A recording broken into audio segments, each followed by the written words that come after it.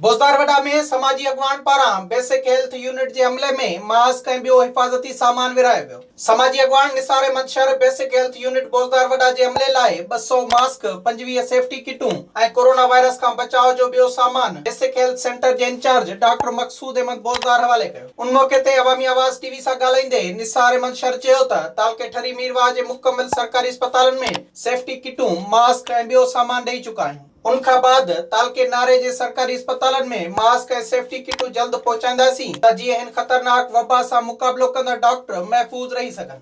Doctor हिदरपुर साहब सां मुंहिंजी ॻाल्हि थी, असां गॾिजी हिकिड़ो मशवरो कयोसीं त असां जेको आहे सो पंहिंजनि हॉस्पिटल्स खे, पंहिंजे BHUs खे कीअं महफ़ूज़ कयूं। ऐं उनखां पोइ मां जेको RAC सेंटर आहे ठरी मीरवाह जो, मां उते तक़रीबन 200 खनि किट स्टार्टिंग में ॾिनियूं आहिनि, 3000 मास्क ॾिना आहिनि ऐं 50 स्प्रे गन्स ॾिनियूं आहिनि। ऐं उनखां पोइ हाणे जेको फर्दर सामान आहे उनखां पोइ मां हे थर्मोमीटर्स जेके न हूंदा आहिनि टेम्परेचर्स वारा, उहो मां चाहियां थो हिकु हिकु BHU में मां ॾियां। तक़रीबन BHUs जेके ठरी मीरवाह तालके जा BHUs आहिनि, उन्हनि BHUs में 20 खां 25 किटूं ऐं उन्हनि खां पोइ 4-4 दॿा मास्क जा, सर्जिकल मास्क जा मां उते हर हिकु जेके BHU में ॾियां थो। उनखां पोइ मुंहिंजो नेक्स्ट प्रोग्राम आहे नारे तालके में मां शिफ्ट थींदुसि।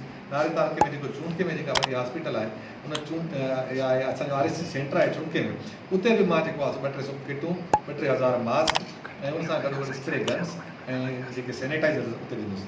हुन चयो त हिन मुल्क जी अवाम खे घुर्जे त पाण ऐं पंहिंजे मासूम ॿारनि खे घरनि ताईं महदूद रखनि त जीअं हिन वायरस खां महफ़ूज़ रही सघूं।